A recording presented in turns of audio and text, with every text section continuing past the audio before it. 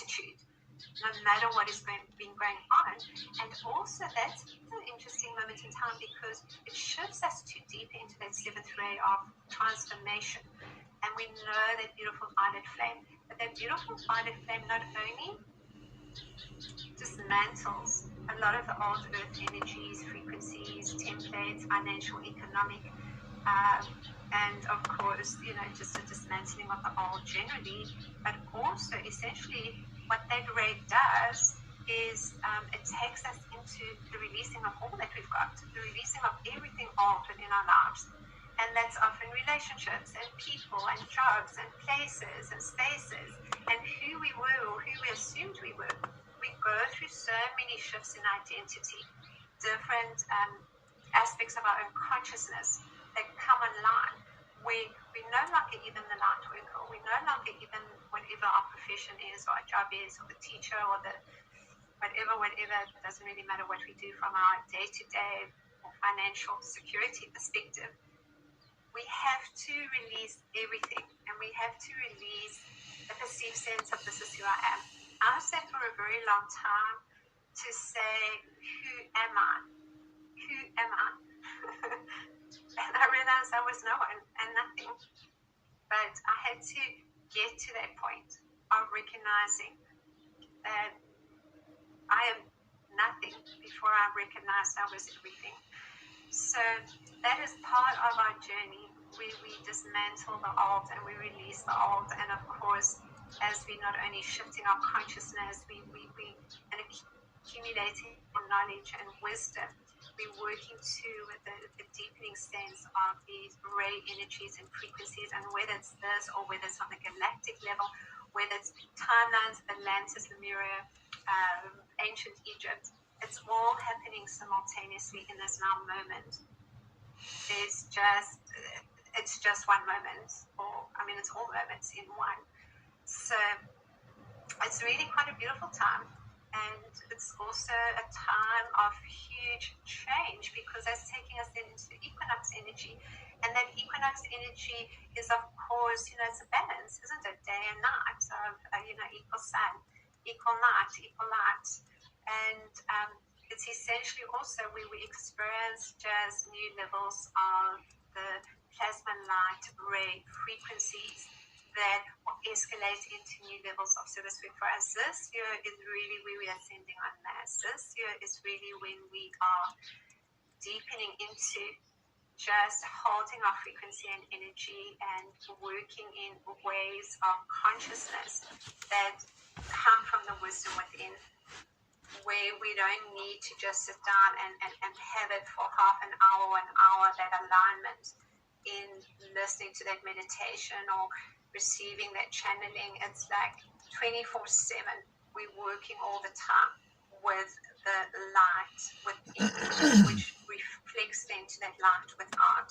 So we program it through the feelings, and each of these rays bring through particular feelings.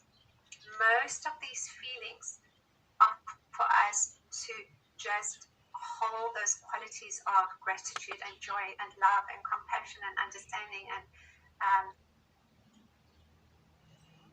the expressions thereof in every form of love.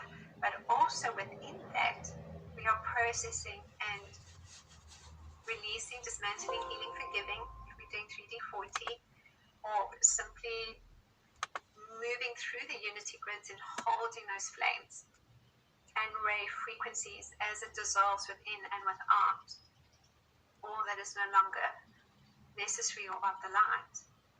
So it's recognizing we are the stargates of divine love. We are the vibrating portals, and we are here in creating and affecting that change, in creating new earth, which is a state of consciousness but a physical place as well. It's not like anything disappears. It's just we shift consciousness and everything too shifts around us. We'll see that even the color of the sky will change, that the clouds will change, there will be more rainbows. We'll start to connect and feel into nature, nature's earth intelligence in a completely different way. We will hear even the frequency and energy of the plants and the animals and the insects. I have such an interesting time at the moment in connecting with the insects, in my gardens. I think it's just a really interesting moment in time with, a lot going on where we are just expanding into that quantum field where we communicate with everything. And that is a primary focus of our communication is telepathic. And I know that, often we'll think of someone and they will call us or send us an email or they'll bump into them or something. But essentially, quantum conversations is really telepathically communicated where our consciousness just can connect into all those different people that we're thinking or feeling about. And we're having a conversation with them. And we're also doing a lot of the inner plane work, and we're doing a lot of either teaching ourselves, or we've been taught, or we're holding the lights for the sacred earth in different ashrams, and maybe crystalline cities, or maybe we're getting our own healings, or working with our own parts. But there's always a lot of work going on the inner planes. But and when we deep asleep, that's when really the soul, the photonic light, starts to program a lot from within to allow for the crystalline consciousness to activate in the body, to allow for the light bodies to be created for new earth. But it does start where we are feeding our body light, where everything within our lives is resonating to that light frequency and energy, where we are watching what we're eating, we're watching what we're listening to, we're aware of how we're communicating and expressing ourselves, and what we're putting out there, because it's just amplified. And so we create from within, not only with the feeling realm, but also with the vision, through the third eye, through the inner mind, through the neural pathways of the new earth, the templates that have been created or are being created as we envisage it.